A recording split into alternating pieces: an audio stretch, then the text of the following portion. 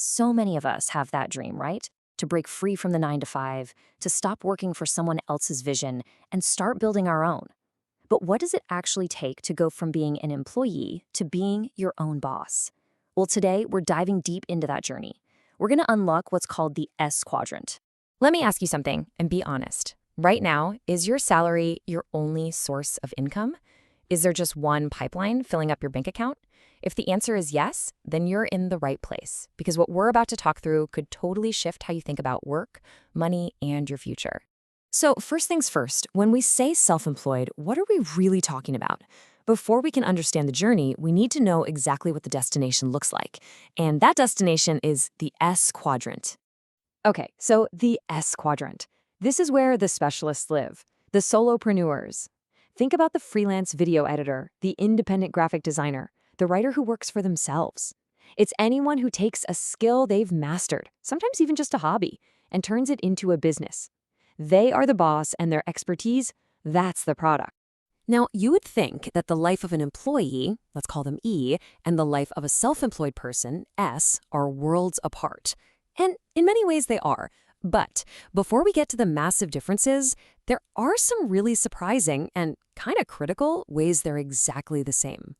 And here's the biggest one, the one thing that connects them both. They both rely on active income. It doesn't matter if you have a boss or if you have a client. You're basically in the same boat. The second you stop putting in the hours, the money stops coming in. It's the oldest trade in the book, your time for their money.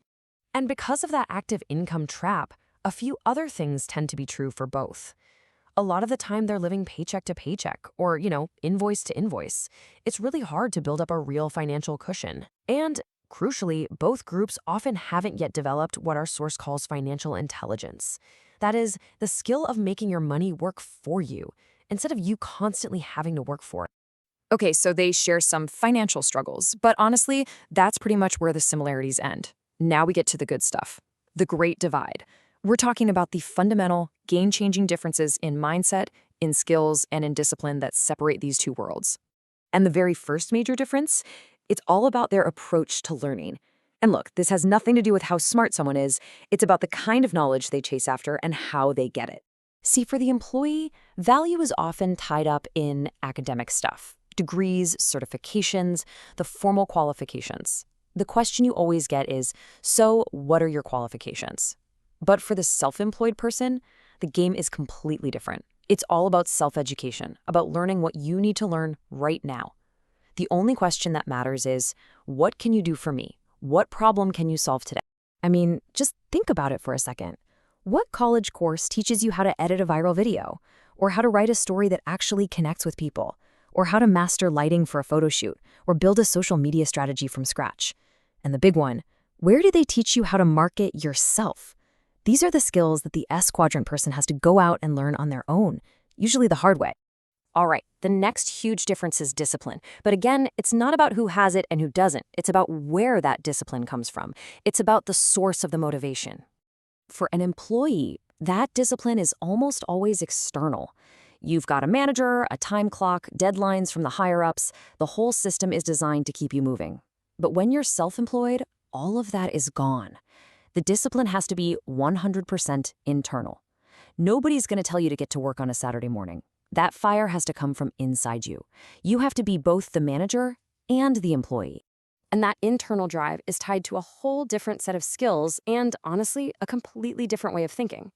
It's really about what it takes to survive and thrive when you are the entire company. In the S quadrant, those so-called soft skills become your survival kit. You're not just a specialist anymore. You're a salesperson, a negotiator, a customer service rep, and a problem solver all rolled into one. You need massive emotional intelligence to handle clients. And the biggest shift of all, you are in direct, total control of how much you earn. If you want a raise, you can't ask a boss for it. It's on you to get better, work smarter, and find a way to make it happen. Okay, this all sounds pretty empowering. And don't get me wrong, it absolutely is. But we need to get real for a minute. Making that leap from the structured Eki worlds to the Wild West of the S world, it's not just a little step. It is a giant, terrifying leap across a huge canyon. You see it all over social media, right? Just start a side hustle. They make it sound so easy, so glamorous, like it's this simple little thing you do on the weekends and suddenly you have a second income. But the reality? Oh, the reality is so much tougher than that. To put this into perspective, the creator of our source material spent 1 year and 4 months just learning before he was able to produce his very first video. A year and 4 months. That is the mountain of work that's happening behind the scenes. It's that classic iceberg thing, right? You only ever see the success, not the enormous amount of effort and failure hidden underneath the water. And if you think that's just a one-off story, the statistics are absolutely brutal. For every 100 new small projects or businesses that get started, 99 of them will fail within 5 years. Let that sink in.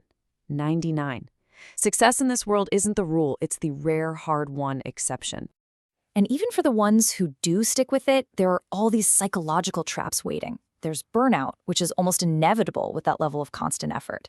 There's the delegation dilemma, that feeling that you can't possibly trust anyone else to do the work. And that's tied to the perfectionist problem, the belief that nobody can do it as well as I can. That single belief is what keeps so many solopreneurs from ever growing beyond just themselves.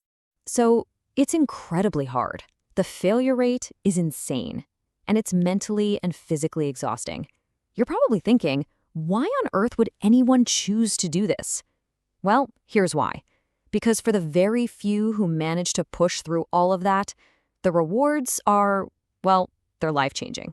This is the promise at the end of that struggle. As the source author puts it, the difference in his life is immense.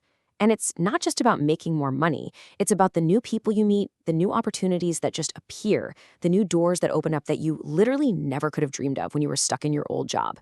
And this leads to the biggest reward of all, a complete rewiring of your brain. See, people in the E and S quadrants use their body and their time to make money. Those are finite resources. There are only 24 hours in a day. But this journey teaches you to start thinking like people in the B for business owner and I for investor quadrants. They use their mind and they build systems. And those resources, they're scalable. They're potentially limitless. Here's the perfect way to think about it. Your body, your physical effort, that's like the hardware of a smartphone. It's powerful, sure, but it has hard limits. But your mind, your ideas, the systems you create, that's the operating system. And we all know the real power, the magic of a phone, isn't in the glass and metal. It's in the software, the system, the idea. So in the end, it really all boils down to this one simple choice. Your body, your time, your physical energy, they all have a ceiling. But your mind, your creativity, your ability to build systems, that is limitless. The hard road through the S quadrant is what teaches you that lesson. So the question it leaves you with is, which one are you going to build your future on?